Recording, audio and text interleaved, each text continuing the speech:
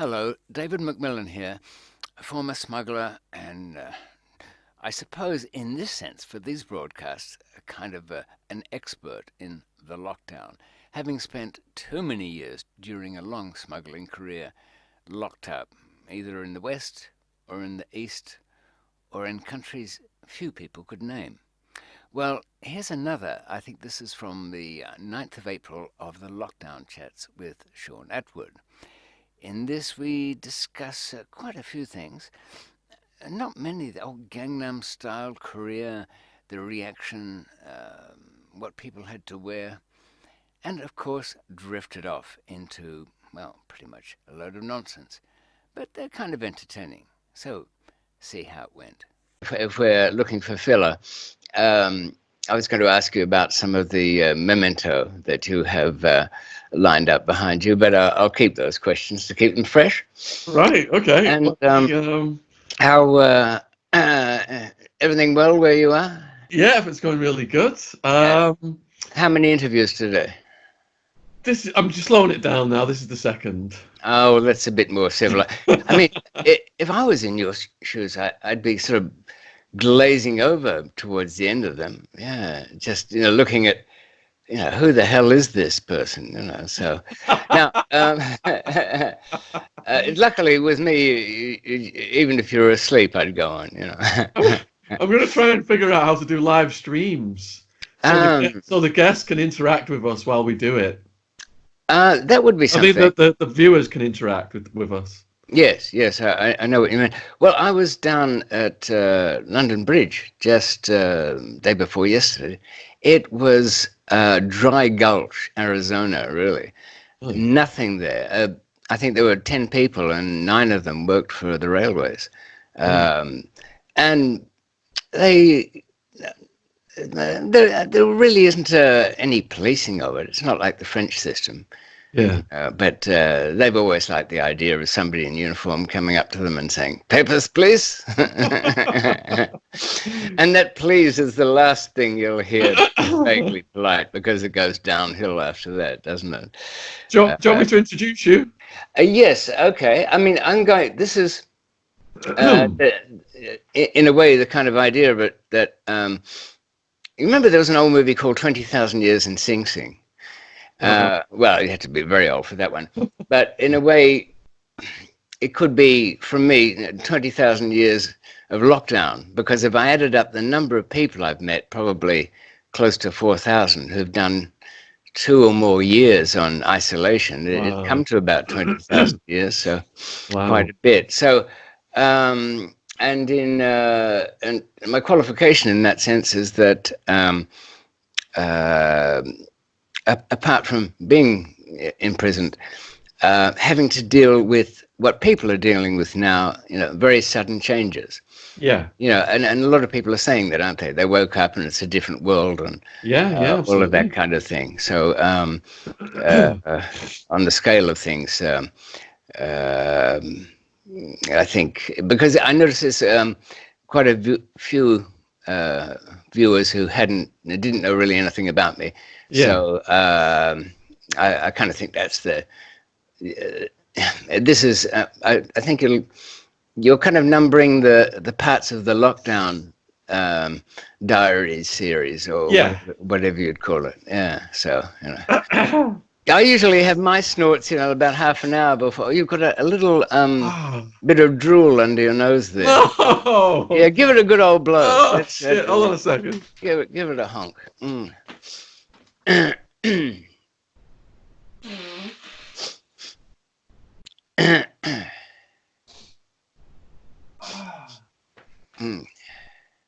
Got a bit of allergies. Yeah, I always say that, but nobody believes me. Hold on a sec. I wouldn't claim allergies, Shaun. I always say that, and people just ask me for the guy's number. You know what I mean? So, true. All right. So that's why I know something about sudden changes. So we can go on that theme, I think. Yeah. All right. Here we go then. We are doing weekly chats with David McMillan. If you're not familiar with David, He has been incarcerated on 5 continents. First Westerner ever to escape from death row in Thailand. He was there. It was a drug offense, trafficking.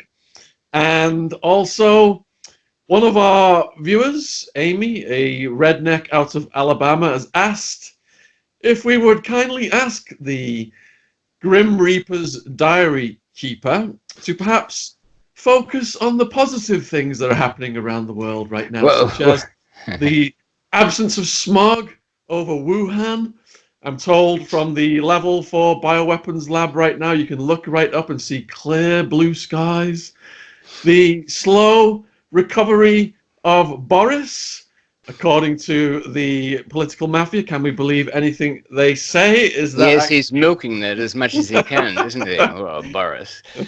He's a hero. I mean, that was the way to go. I mean, Trump would never have the courage to actually pretend to get infected. So, David is the author of 2 books, one of which has rematerialized on my shelf behind me. You can see it here. I don't know if you can see the good to title. see. It's got the dark cover.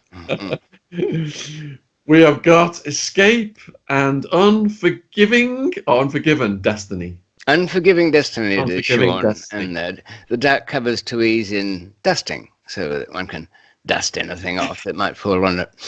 So, hold on a second. Yeah. The purpose of these videos is to help you guys during your lockdowns with the wisdom gleaned from decades of incarceration. Tips from David, and if that doesn't work, surely his acerbic gallows humor will tickle you in some way. Over to you. It's good for you to say that, the gallows. The last close hand look I got at it was in Pakistan, where I was facing the death penalty, and it's the old-fashioned way, a hanging. And they used to sell little tickets, not officially, of course, but you could go and watch the executions. And they had a row of sandbags there. What for, you ask? Well, a bit of a professional was the hangman there. A bit of a, what you call, Indian subcontinent rival to somebody, Pierpont, the famous English executioner. And those sandbags would adjust the weight. The one they had, who was up next on the showboat there to hang, he was such a skinny little thing that he just didn't have the weight to do it. So they would attach these sandbags to the ankles, and that would get the job done. But no, you're right in saying that, sadly, through most misadventures in the smuggling trade, I've ended up on facing death row twice, and had a lot of prison experience. And I suppose, in a way, I was thinking about this before I came on, and realized that when I added up the number of people that have been not only in prison, but on isolation in prison, either segregation units or in punishment blocks, and a lot of those had been there for cumulatively 2 years or so, probably I could add up 20,000 years of lockdown through my close connections, which is a sad and miserable statistic, but nonetheless, I have learned a few things from that. So I think people have to hear we've been on it, 2 weeks now, is it? 2 weeks on this lockdown. I've had 8 podcasts filmed with you over the past year, and you've got a playlist and your own YouTube channel. I urge people to go over to your channel and subscribe, and the link to that is in the description box below this video. And I think we didn't have quite a few comments on last week's, and some of them I noticed were really, and probably based on fear, didn't quite understand what a virus was or is. And it's such a peculiar thing, because I guess most people would associate it with a bug or a germ or a living thing. But it's even crueler than that. It's not quite living. It's just it's got a sac, really, a bit of jelly around it, but it's pretty much no more than a bit of coding, a strip of DNA or RNA that is completely parasitic. It doesn't come to life until its little segments latch into one of our cells. And its only instruction is make more of me, nothing else. And all the getting sick and dying, well, that can happen or not happen. We've got probably 10,000 viruses floating around our systems now that do nothing harmful. In fact, some of them have been beneficial in our evolution to turning into what we are. So we can't always trash the little old virus, except somebody did when I mentioned our evolving into what we are today. What was his name now? One of our viewers, Chronicles 3. I don't know that passage of the Bible. Are you any better on your Bible studies there, Shaun? Bit remiss myself. But I figure he's a bit of a fanatic over things, Chronicles 3. Yeah, so, oh, yes, he said that that idea that we evolved from primates was a satanic lie, which... I mean, Satan hasn't even got a YouTube channel, though. I could aim for such. If I had more time, I'd try and swing it that way. So people are not really great with numbers. In fact, my dearest Jeanette, who is, when I try to explain that the odds are about a 1 in 100,000 of actually catching COVID-19 and dying from it, about so slim it's not likely to happen. We're only doing this to keep the sickly out of our hospitals, just to let them catch up. Nothing else. It's still going to be out there and around there. Personally, Shaun, I'm going to wait for... somebody told me it's out of China, and I know they make the iPhone, so I'm going to wait for COVID-20. Because there's always a few bugs and patches and updates in the first lot. So I think the next one will get me. I've got a biology question for you. Yeah, sure. So if bacteria have been around for 3.5 billion years, viruses for 1.5 billion, and they say humans for 200,000, what is the difference between a virus and a bacteria? Mm-hmm. And they're obviously, playing the long game, and we're just here we're short timers to them. Yes, they're pretty human. Do you think that the virus, we've been wiping out the habitat in certain areas of the world and release these things some people believe from the animal kingdom, some people believe from weapons lab in Wuhan. Do you think that the virus will assimilate with the host population? It won't mutate into a more deadly form like wave 2 of Spanish flu? I think the answer to that is just the nature of what it does. If there were no cellular creatures, even bacteria that could reproduce, then all the viruses would go too, because they need something alive to do their reproduction. And if they make themselves too deadly, they kill everybody off. It's like Ebola. That's so grisly. You can imagine if somebody said there was Ebola in Lewisham, that'd be it. I'm safe down here in Kent, and you're pretty safe up there in Scotland. But what do I get that wrong? It creates the really deadly ones. Have such a fast-moving wave of death that all the people who had it are dead. So it doesn't get passed on. It has to, in fact, each Ebola is a slightly varied form from itself, from the previous ones. Is it nature's revenge? I don't think so, because it's just the inevitability of a system that works on random stuff. You keep on throwing bits of protein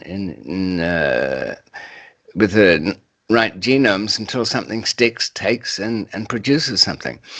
I think people there are attributing too many human motivations to this thing. Somebody, when I answered a viewer about something to do with the genetics of it, he said, well, what does it have a mind of its own? Well, the thing is, and teachers are wrong about this. I had not an argument, but with one of the teachers of my grandson, I asked her about evolution, how she taught it. She didn't have a clue. She thought if we needed something, that would happen. Well, not not in wish fulfillment anyway, that's for sure. I mean, can you imagine some sort of Australopithecine or something saying, or even before that, that didn't have an opposable thumb, that's the opposable bit for gripping, and just had a paw, thinking to himself, damn it, the next kid I have's going to have an opposable thumb. I'm sick of having to paw at these fruit. And it's true, somebody who can grip gets more fruit. And she then has the children. And her children are likely to inherit that characteristic. So all the ones with only paws, they're gone to history. So it's just that random mutation that is favored in the next bit of sex that goes on, because the fit and healthy go on to have it. So you can reverse the whole thing. It is the fruit of life is death. The fruit of development is the death of the ones who couldn't survive. And if we need to compare a virus to anything that we've kind of know something about, better that the virus say, I am Borg, we are Borg, out of Star Trek, which was those machine creatures who wanted to take over the universe. In fact, I'm pretty sure that the writers of that idea were thinking of viruses when they invented them. It'd be interesting to have something with the ethics of a virus, but to be able to do more things. But I don't think that'll happen. By the way, I've lost it. What was Amy, and I won't call her a redneck there, Shaun. Amy, she's Amy. a hillbilly. Honourable tradition. She asked if I would kindly steer you towards the positive things going on around the world, as opposed to the horrible things like the almost doubling of domestic violence and things like that we're seeing. Well, there's been a few robberies in my neighborhood, but I put that down to bored kids throwing rocks. They haven't been successful. And if the so-called potential robber took a look at this neighbor of mine, well, he'd know there'd be no point going into that particular house. I think it's that unrest. I mean, you're a reader of the British psyche as much as anybody. How long do you think people will be all good about it and put up without any serious regulation of the lockdown? How long? I think that the way things are going, the government is perhaps trying to hold off on any more serious measures to restrain people in their homes. But if it does get tighter, the pressure will rise and people will start to react more. There's already a big tension that you can sense out there because people aren't used to this. No, they do. Even in the queue at M&S shopping this afternoon, the first time I was in that queue, people were kind of chatty with each other, enjoying the novelty, you could say. But now they were a bit surly, and the Nugent Centre tramp, we've only got one. It's underfed as far as tramps. Sometimes we have to bust them in from somewhere else to make up the numbers. But he came up and asked for a cigarette, and I gave him one and then wanted a light. But he was getting closer, and this captive audience of people lined up to go in were watching, how much I'd break the code or not. And, I thought, well, I can't run away like he's a leper. And fact is, Shaun, I thought he'd be dead by now anyway, so he was probably immune or something. that tramp's exposure to a lot of viruses over his years. It maybe built up an immunity. But I say that, and yet some scientists think that the older people are more susceptible because they have all this immunity they've built up, and the virus sneaks in there because it just happens to be um, uh, like something that it fools the immune system into thinking it's something fairly innocuous. So it doesn't send that army of white cells out to fight it as it would be something really novel. Because it's true, isn't it, that it's in the second week that people kind of have a second wave of this thing and that really hits them? Some do. I know people have got it now, and they've been describing it to me. And they said that the cold begins, and then they get this just like they're wiped out. They have no energy whatsoever.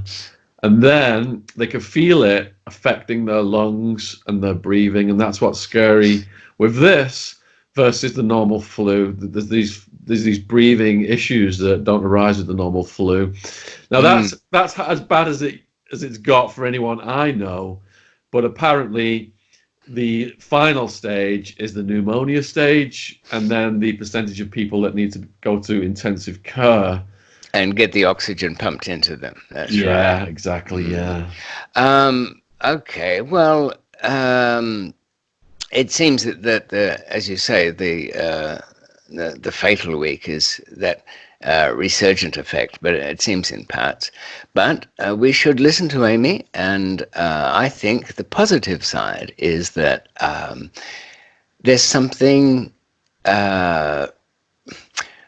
refreshing of the soul to pass through what you think is an end of days or an end of the world moment. You remember after Diana died and all that weeping and wailing went on, people felt pretty damn good about it.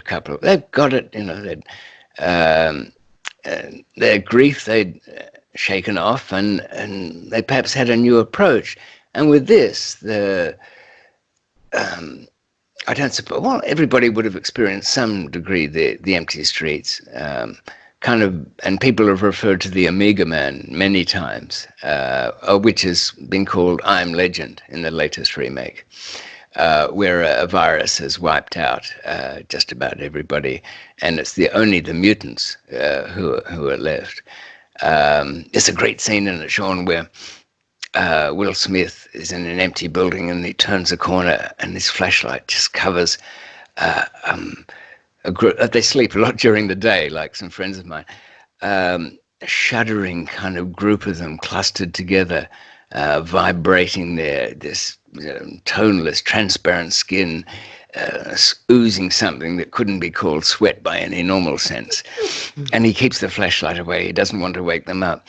Of course, they do all of a sudden. I kind of felt a bit, even as a kid watching the first version of that, refreshed at the idea that here is a sort of a new beginning. So, Amy, as you come out of your isolation, you'll see a freshness amongst people. Of course, that could be all a good thing, and we'll try not to repeat our past mistakes.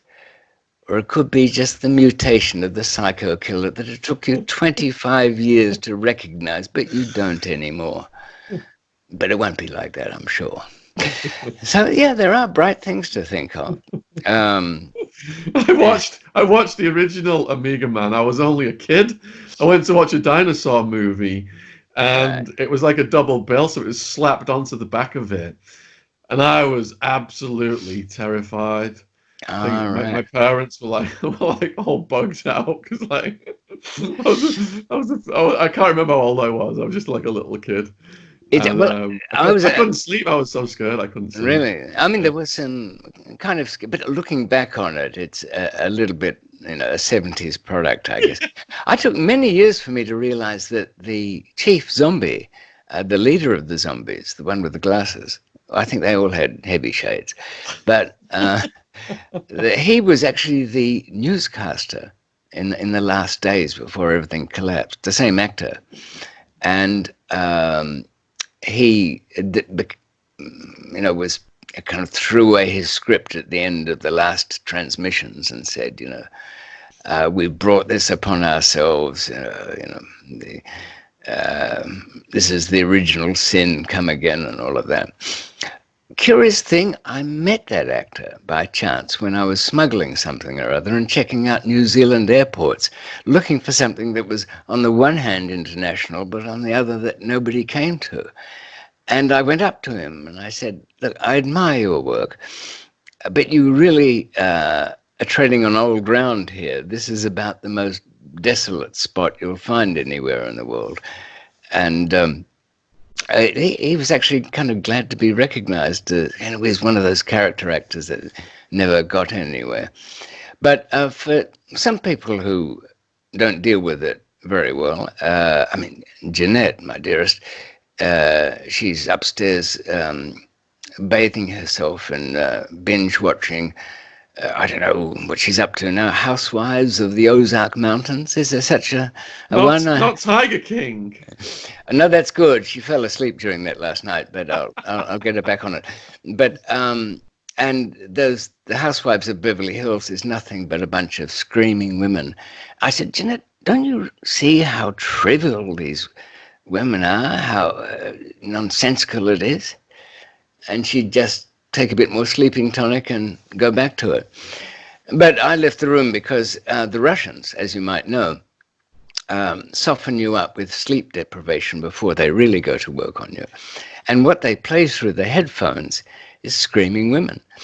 So it stops you from nodding off. It goes quiet, then the screaming women, then goes quiet, screaming women, because we're more alert to screaming women than to screaming men. Though, I've been training. Now, adding on to what you just said there about Princess Di. Oh, yes. I think what's more powerful now is the lesson of our own mortality, because Di was one person who died and people mourned and reflected. But now we're all at home, locked down, thinking there's a chance that we or one of our loved ones or someone from the older generation that we know or related to, grandpa, grandma, could actually die. And as horrible as that sounds, it's going to make people really appreciate life and what they've got. I think you're right, and it takes something really shoved down people's throats to make them realize things that statistics simply are ignored. Last year in the UK, 600,000 people died. Now, out of those 600,000, most of them were older, of course, but 600,000, and let's imagine that 30,000 die in this coming year altogether from COVID-19 related things, even if they had an underlying condition. 30,000 still doesn't bump much more than about 5%, does it, into the general figure? But because it seems so personal, and have you noticed how somebody who's known someone, their friend's grandfather or whatever, who's succumbed to it, that story comes out with much more urgency than it would have 6 months ago when, Deirdre's granddad died. Yeah, he was never very well. He went peacefully at the end, Well, they all do. They're all full of morphine and paralyzing drugs just to keep the machines working. The question you get not now is not he passed away. Is that do you give us permission to stop the ventilation? And you don't really want to ask why. That makes sense if you're talking to a health practitioner, because they'd have to tell you that it's the only thing giving any movement to this poor lifeless soul. But in that sense, it's not a bad thing. Of course, we're still going to go to ignore a lot of other things that in a way we shouldn't. For example, what is it, 5,000 as we speak have died in the UK. Last year, 6,000 people died from suicide. That means the same number who've been killed by this felt their lives so despairing that they couldn't stand the idea of breathing another minute. And often in awkward, uncomfortable, and perhaps painful ways, they pressed the stop button. And yet, that's just a statistic, and it gets reported. But let me ask you this, Shaun. How many people can you give some raw data to, some numbers, and then they will pause and think, that means so many people have been affected in a particular way. And this is what those people must have been through. And this is what the friends and the loved ones of those people must be feeling. That doesn't happen too often when you just give people data, does it? No, it's the uncertainty of this situation. The vast numbers of people who die every year are already factored into people's equations, and people don't like uncertainty. So, yeah, it's a small amount now. People are worried whether it will mutate and come back as a more virulent strain. People are worried about, all of these people working in the hospitals that are getting it, and some of those are dying. People in public transport. So all this stuff is out of the usual. Yes. Of what we can expect people to die. I've just got something beeping in this over here. I'm just gonna let you take it while I turn this thing off that's beeping. Yes. And assuming this doesn't get cut out, I just will ask you to think about this week we've had the city of Wuhan, supposedly the city of origin, being released from a kind of lockdown. And the reason they were able to do that is because the Chinese government took very strong measures early on. Shaun, I was just talking about Wuhan, the Chinese city, which was the core of the outbreak. Look, was it an escaped bit of virus from some weapons lab in China?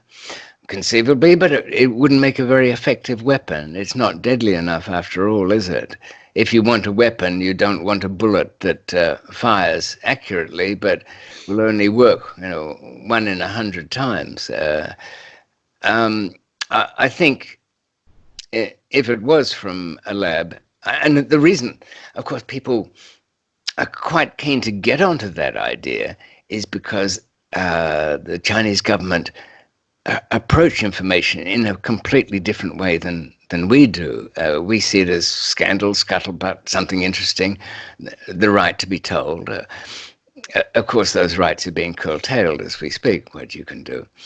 But in China, the doctor who had first warned other doctors was visited by the police and been told he was a scaremonger, and he ended up dead himself from supposedly from COVID-19.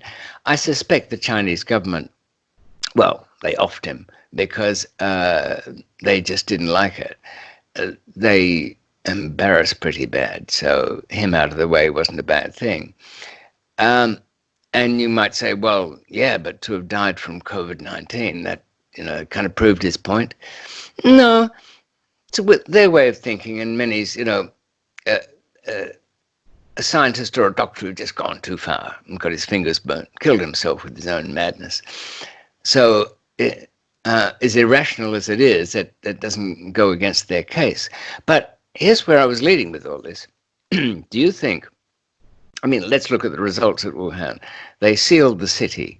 It was, whatever other fibs they might be telling, they certainly did that.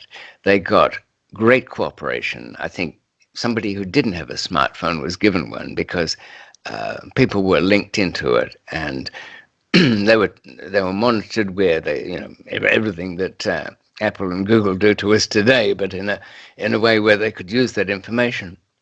And now, by closing it off for 76 days or something, all those that had it or were likely to get it had been identified and either recovered or were no longer contagious or were dead.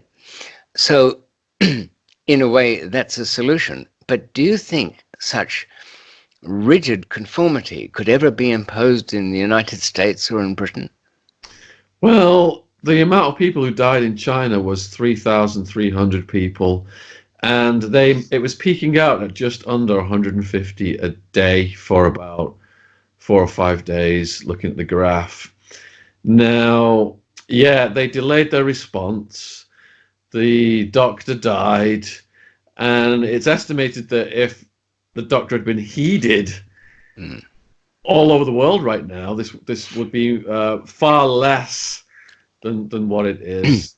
So it jumped over to Italy and Iran. You've got the Chinese labor, the Chinese communities, the travel, and I think the Iranians. It's and funny, the old Italians. Silk Road still applies, doesn't it? Those are the two places that the old Silk Road went to, yeah. Those governments were in Italy. I don't know if you've seen the videos where they were saying, like, they had a guy, like, he would take a mask off a Chinaman and give him a hug and saying to people, "Stop being racist, hug a Chinaman." Yeah, right. Noble gesture. And you know where noble gestures end up, don't you? They were mocking it. And I spoke to someone in Italy. They said that the president was so scared about the tourism business, he didn't want to start a panic. He just wanted to keep business going as usual. Yes. And then we saw what happened there. So, but do you think people? Well, we're an island, easy to be done. A bit late now; it's out there. But and it would have had to been done sooner. Do you think people would have accepted that level of intrusion into their lives? In other words, to take the Chinese solution and actually remove it from the shores of the country would demand that everybody who had it, or where we could guess they had it, be sealed off and wait for them to either die or recover, and not let anybody else move until we could say we had no virus. I mean, that's a huge level of intrusion, isn't it? It is. You could say Boris fell foul for not implementing those measures so rapidly. but he couldn't. I can't see how. It would mean nobody could go out, all food delivered, even what television and radio there is would have been absolutely controlled, to a large extent anyway, as long as it was on message. And everything, you would have to open your phone to them. It would be opening the camera, opening the sound. It would want to hear your heartbeat. All your movements. Look, here's the thing about the lockdown. We have it, but where they don't know that we're adhering to it, we can wander out into the street and and feel like, well, I'm still not really a prisoner.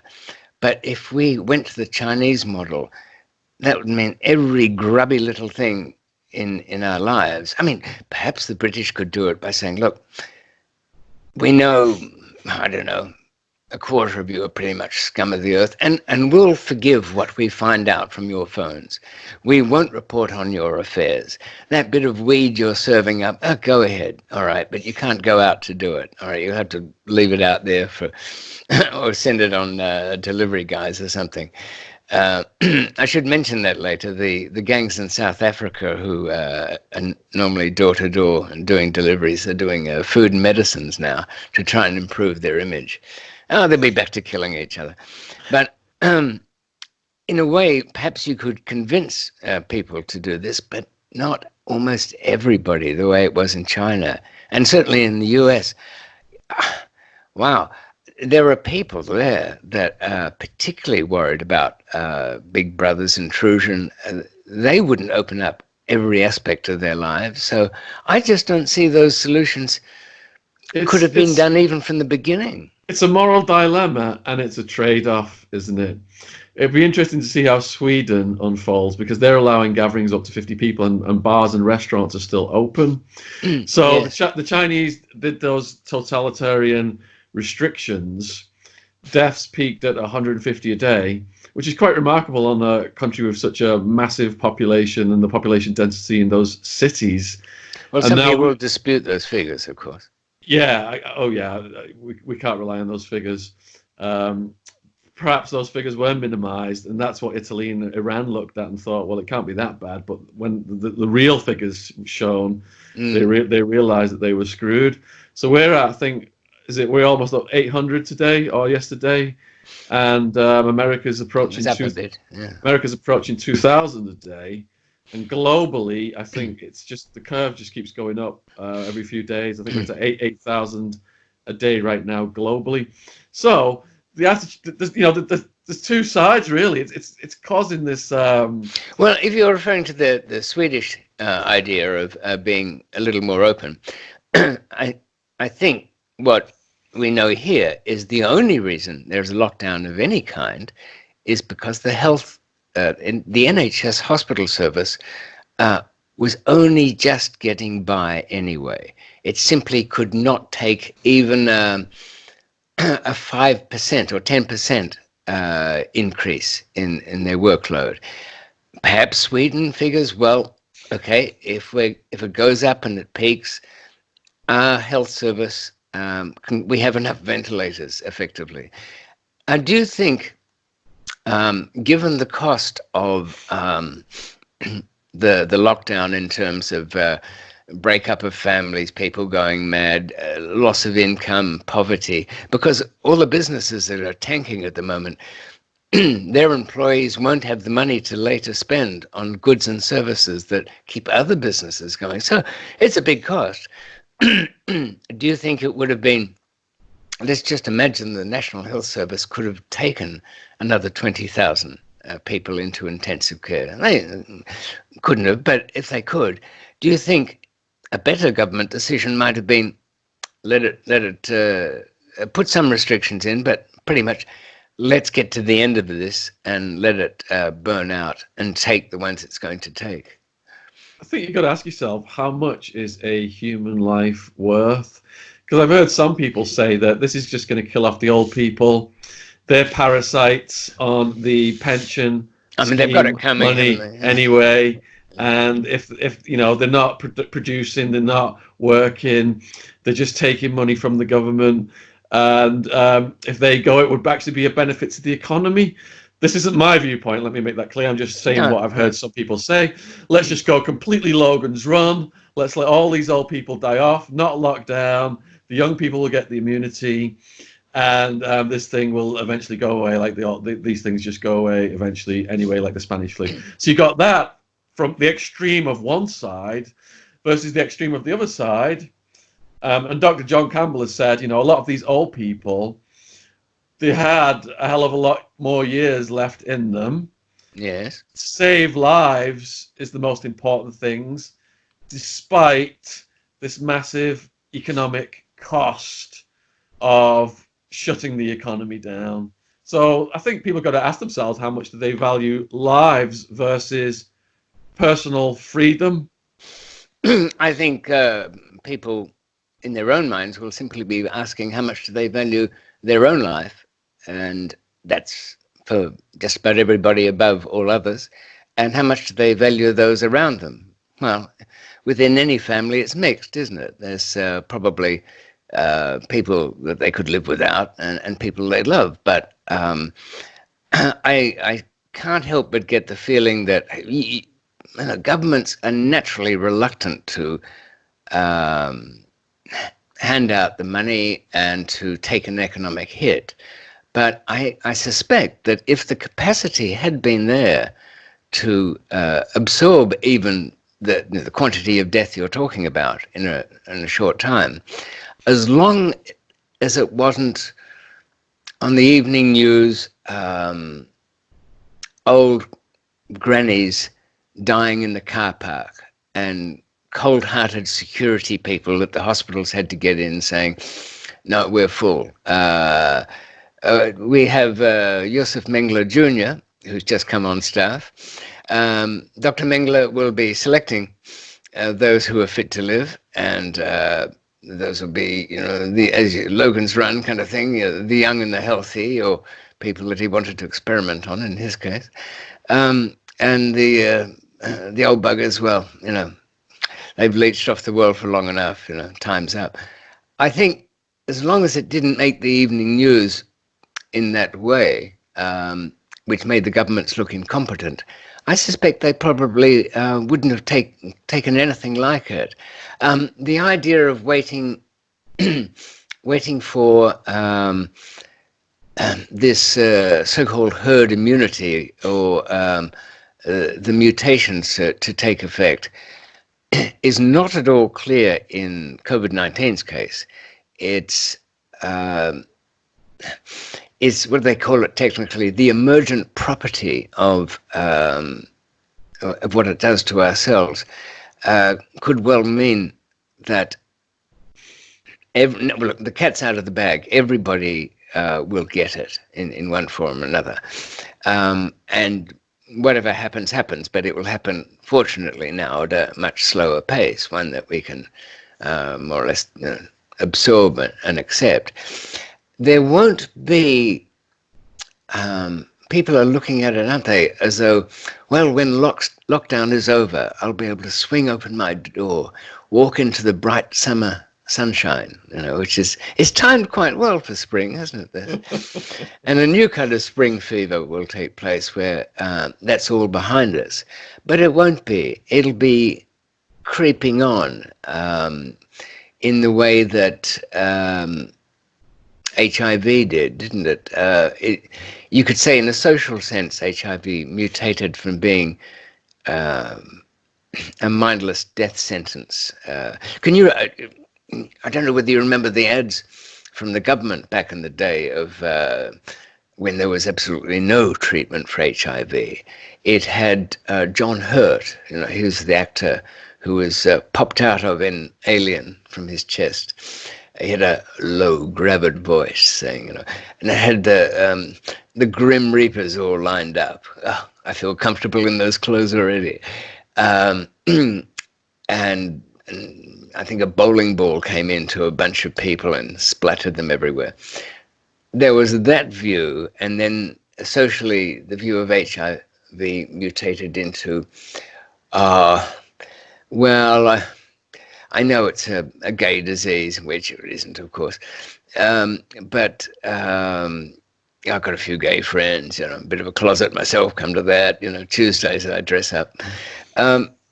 Let's try and do something about it. I even shook one's hand the other day. So the great fear went away. And in the same way, this one. Do you have a drag name, David? Yeah, Seahorse 29. No, Davina. Oh, yeah. See, that was a bit. I still left to learn, By the way, there was a section in where the hell was it now? Oh yes, Wandsworth Prison in London, which has all the girls.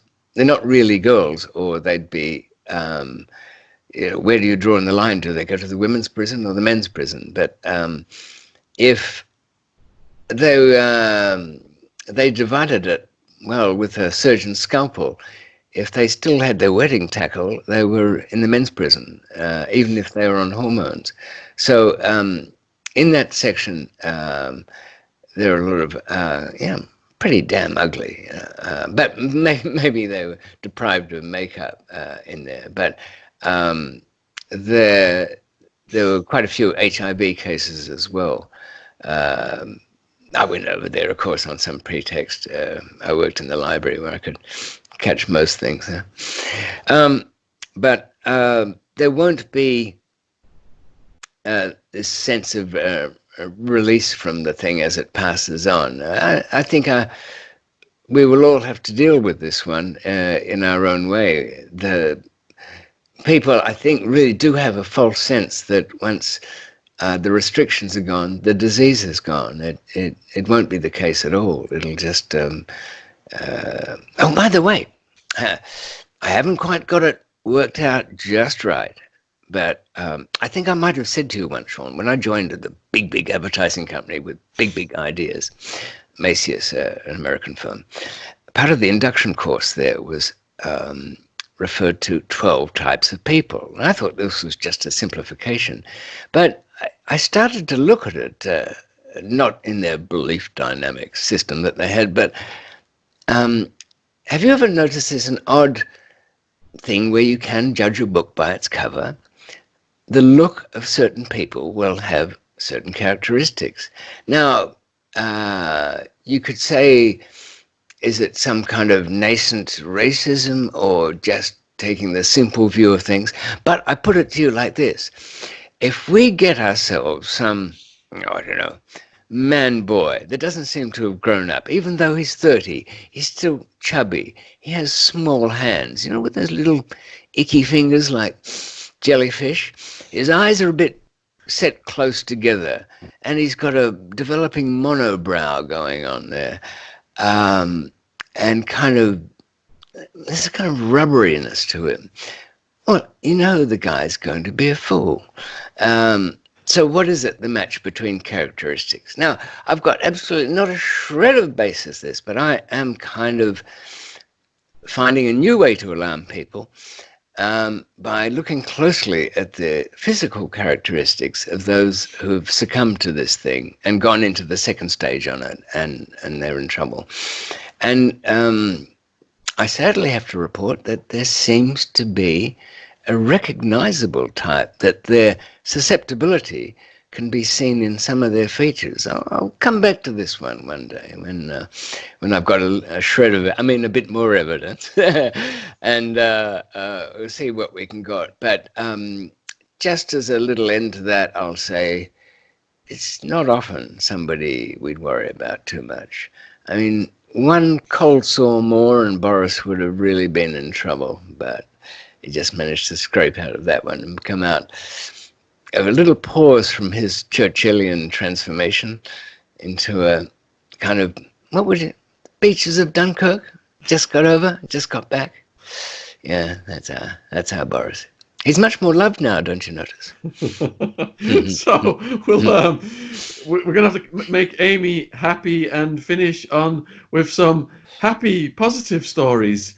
Have you got any funny prison anecdotes? Prison anecdotes. Well,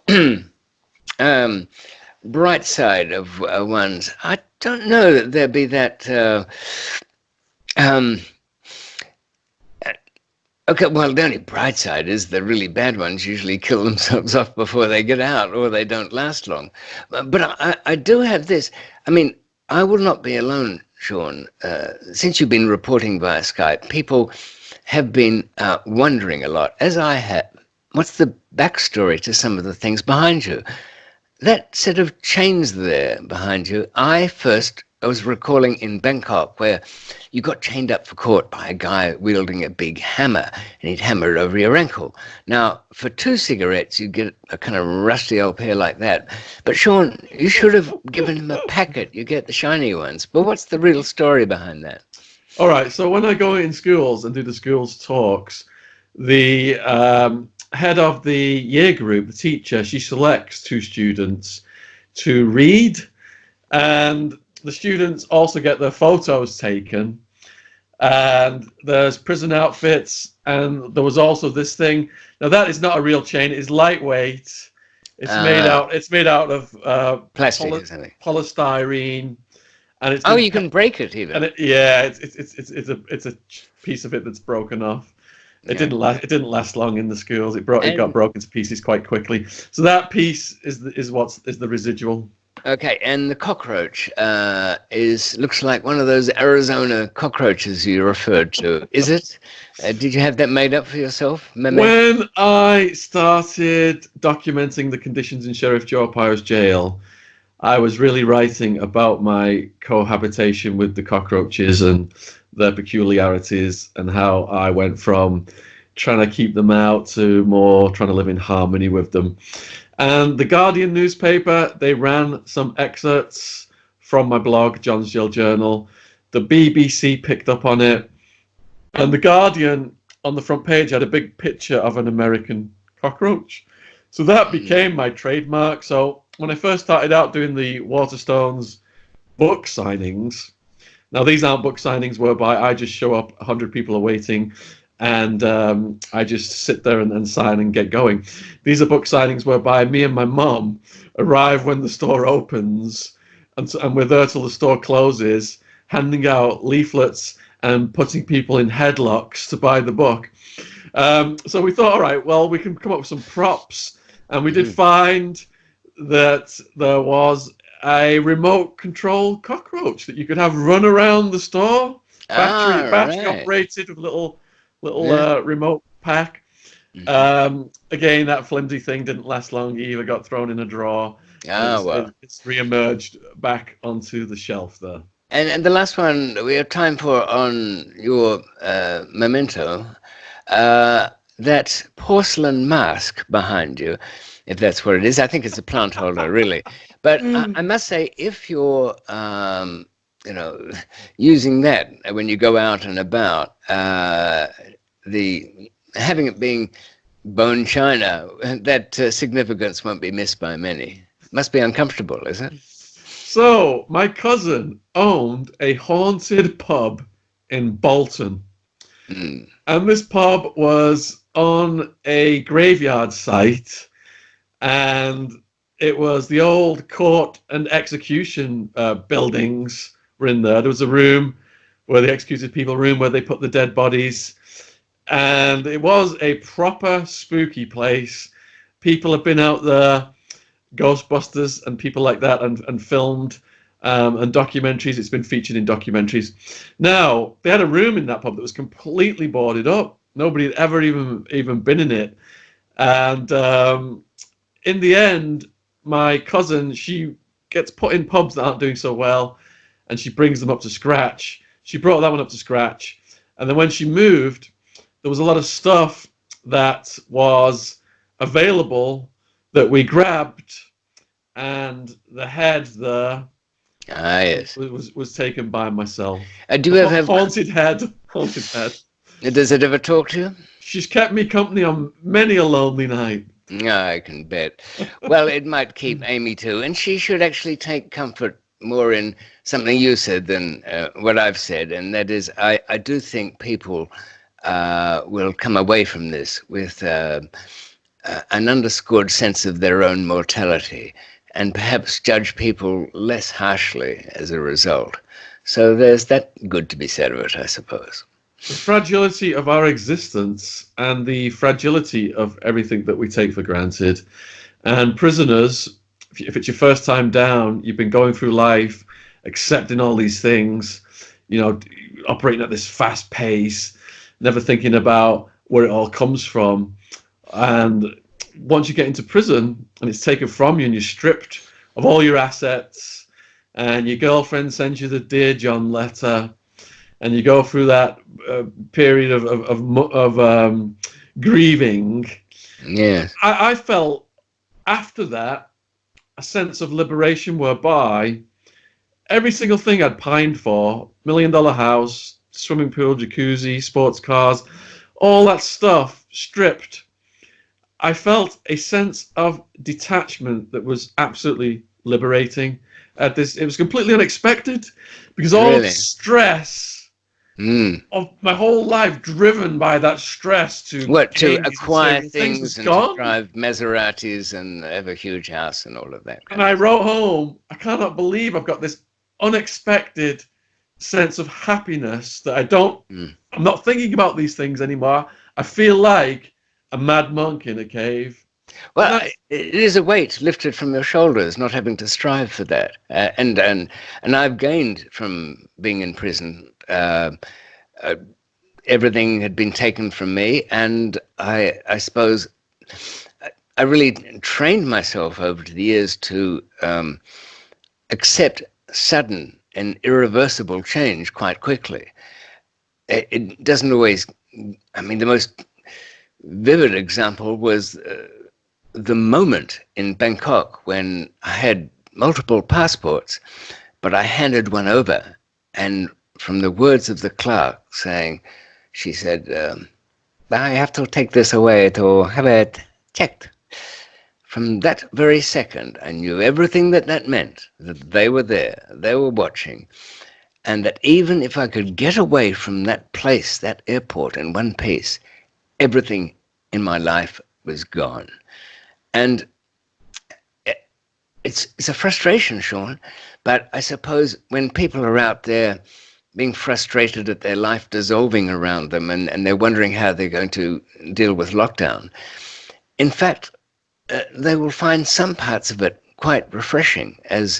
But they should know that there's at least two kinds of people here: those who can walk out to a clean slate, walk out to having dumped all the things behind them that they realize don't count, and cope with it, and others that are simply lost.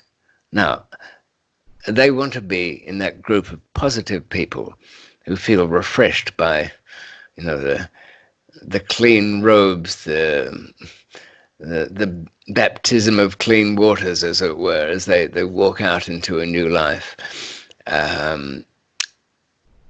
They will have that choices to make, and perhaps something they can use this time for is, when that day comes, which is not that far away, what choices they will make.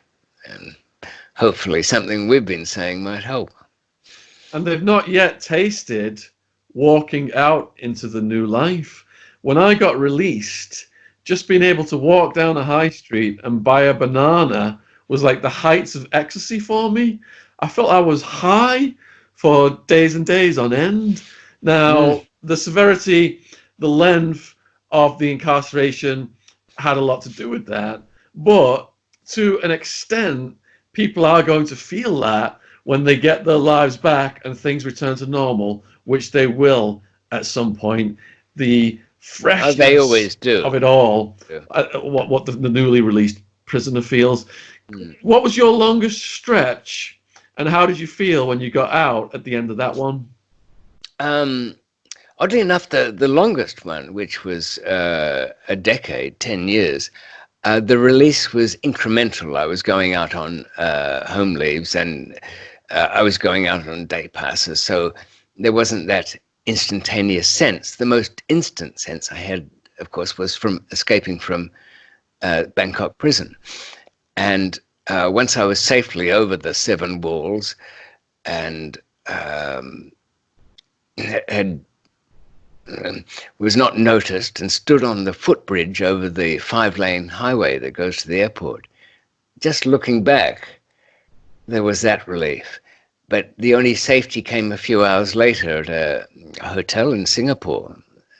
And I dove into the swimming pool up on the top floor there and lifted myself back out of the water. Then it was sudden, because less than 24 hours earlier, I was a prisoner in chains looking at death.